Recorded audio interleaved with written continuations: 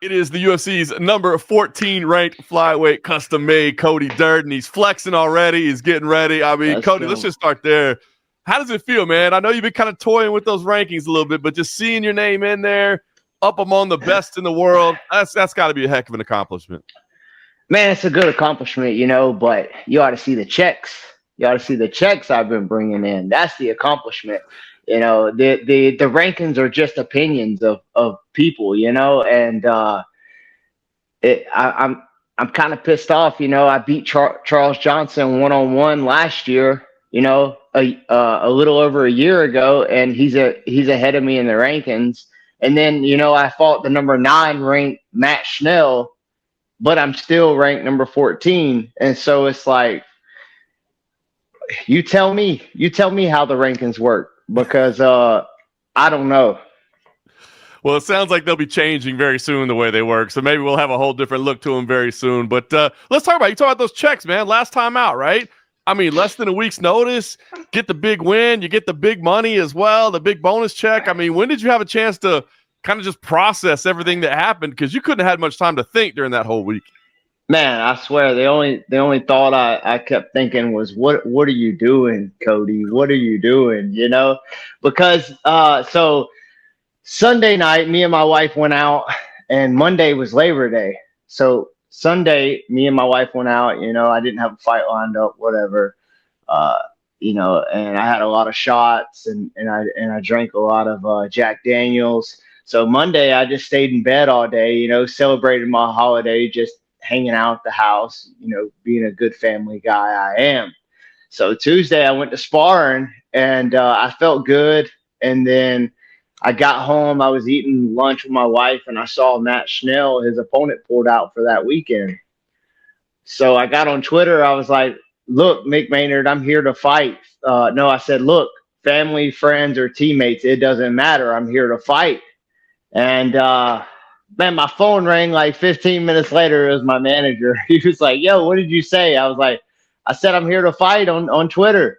He was like, all right, well, they're offering you the fight. I was like, all right, well, when are we fighting? In a few weeks? Or he's like, nah, they want it this weekend. And I was like, damn, all right, let's go. Like, give me a new yeah. Give me a new contract and give me 135 pounds.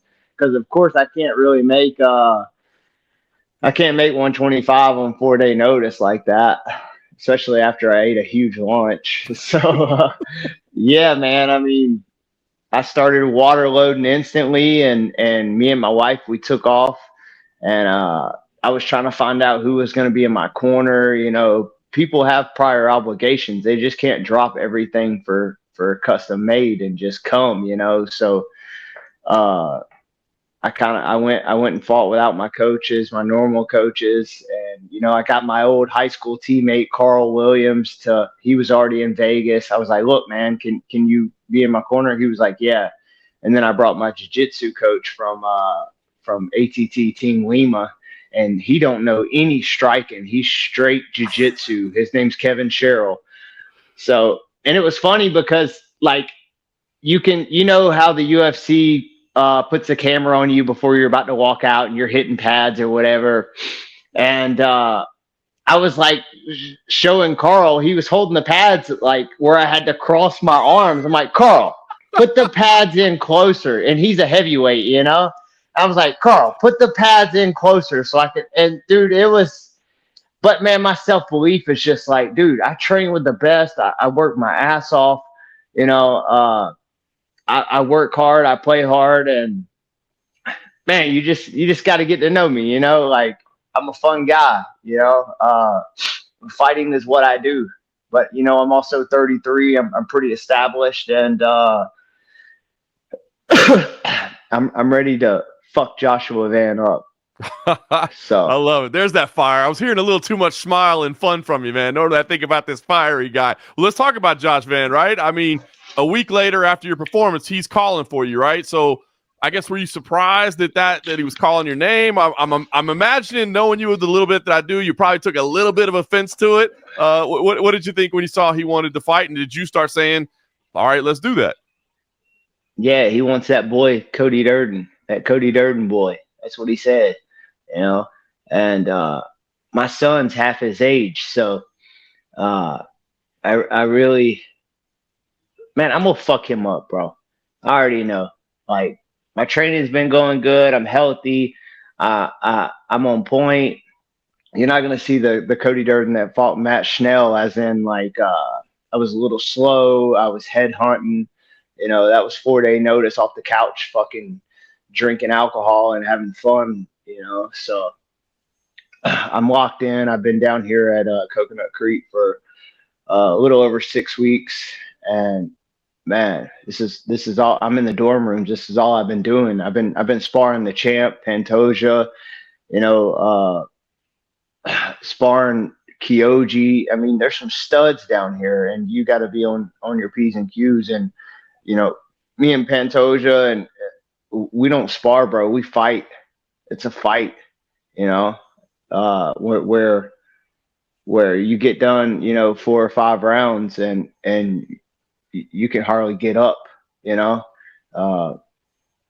We're grinding, and I can't wait.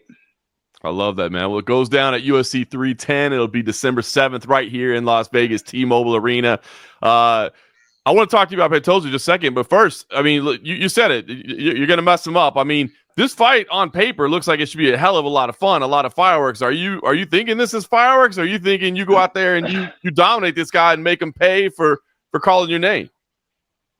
Man, he's a great fighter. He's gonna punch me in the face, and I'm gonna punch him in the face too. I want to taste his blood, though. I want to see blood, and that's what I'm bringing. You're gonna see action nonstop. He's gonna come out there and start all slow like he does, and everybody knows I don't start slow. I'm trying to put him down.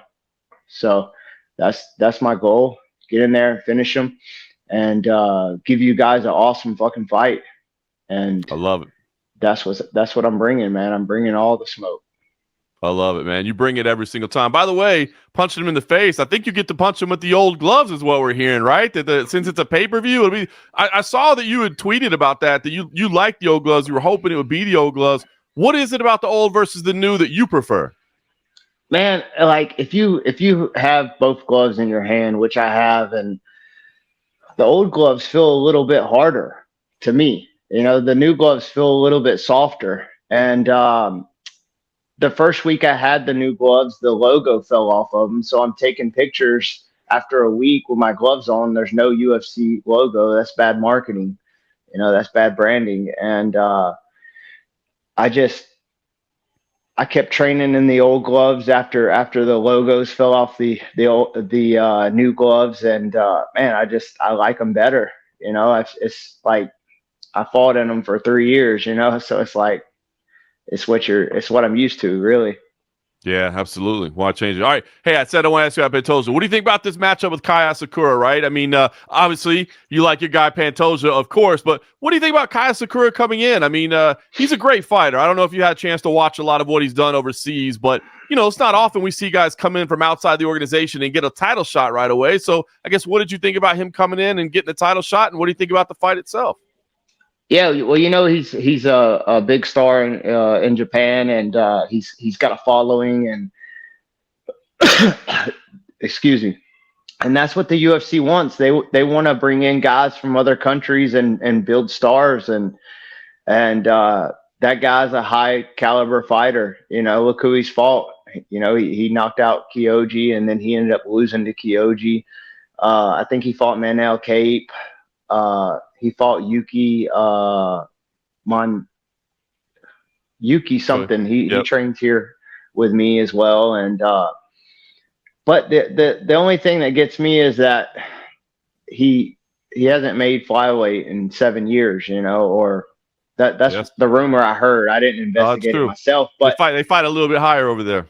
Dude, you can't just go from 135 and drop down another 10 pounds and recover to your the normal you. We saw that with TJ Dillashaw. We saw that with Cody Garbrandt.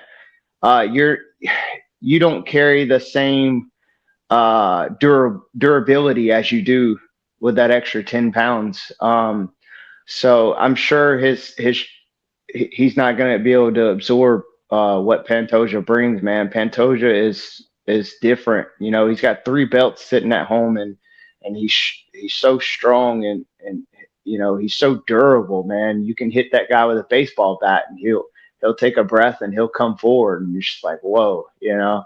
So I love Pantoja, bro. Like, you know, he's inspired me since 2018 when I first came down here, man. I remember going with him, and I took him down and he choked me out, and I was like, what the hell, you know? So that was years ago, and we still talk about it to this day. And man, he's just helped me out so much with my overall game, that, you know, you see the leaps and the progress I've made in the last few years. I mean, you got to remember, dude, I worked from I was 18 all the way up till I was 29. I worked full time, you know, Monday through Saturday. I had to work 6 days a week, 40 to 60 hours a week. And then I trained, you know, so, I've been training full time for 4 years now, and, you know, my heart's in it.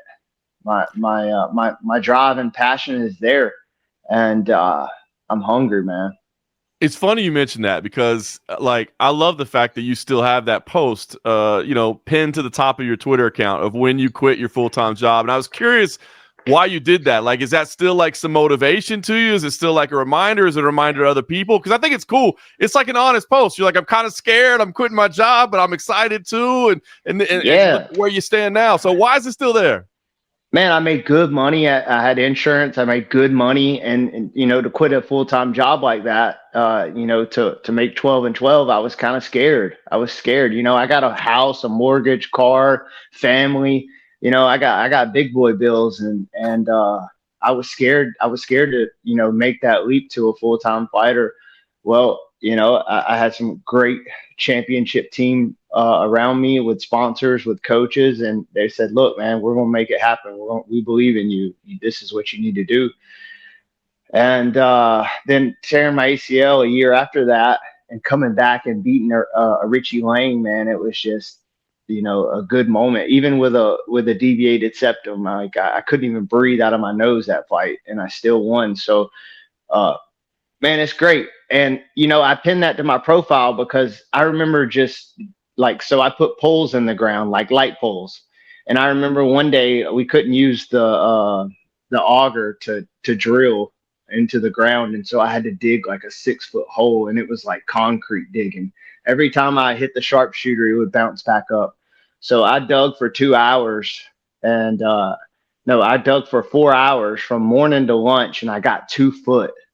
And I just remember telling myself, like, fuck this, bro. I'm making it to the UFC. I am not going to be here digging fucking holes, you know, and this is some bullshit. So I still remember that to this day. And man, of course I get motivation from that, you know, because I don't want to go back to being, you know, I don't want to go back to having nothing. You know, I invest my money, and I want to have a career after fighting, and my body's only going to be young for so long. So I have to take, I've taken the 6-day notice against Chris Gutierrez. I've taken the 2-week notice versus Jake Hadley.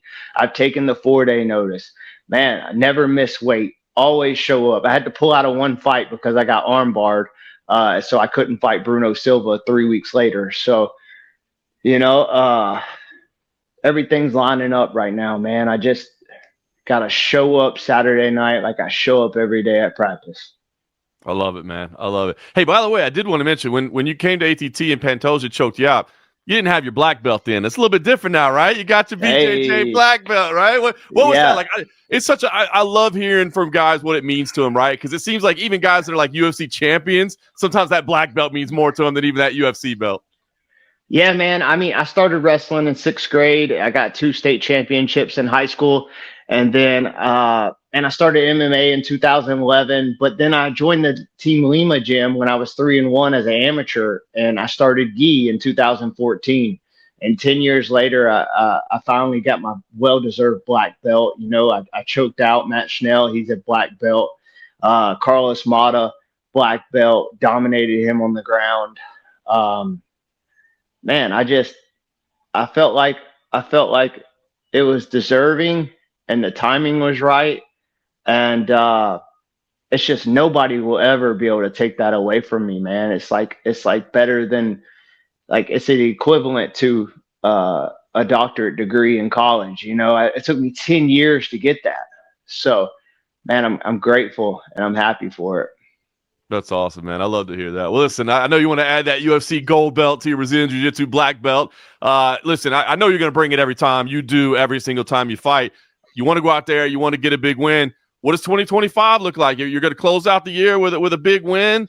What's the plan for next year? Are you going to need some time off? Are you going to need some holidays? Is it, like you said, you got to get this thing going? What's the plan for next year? Yeah, man. The plan, get in there and hit them with some good shit. Don't get hit and leave with a pocket full of money. And then 2025, we get a top 10 opponent and we just take it one fight at a time, Right now, my main focus is on Josh and that's all I've been visualizing before I go to bed, man. I'm just visualizing the fight and I'm just focused, man. I don't know what 2025 is going to bring, but I know what next Saturday is going to bring, and it's going to be a hell of a fight. I love it. Can't say any better than that. Cody, I know you always bring it. I'll be looking forward to being there. Cageside, UFC 310. We will see you December 7th, sir. Appreciate the time. Hey, thank you. Thank you, man. Appreciate it.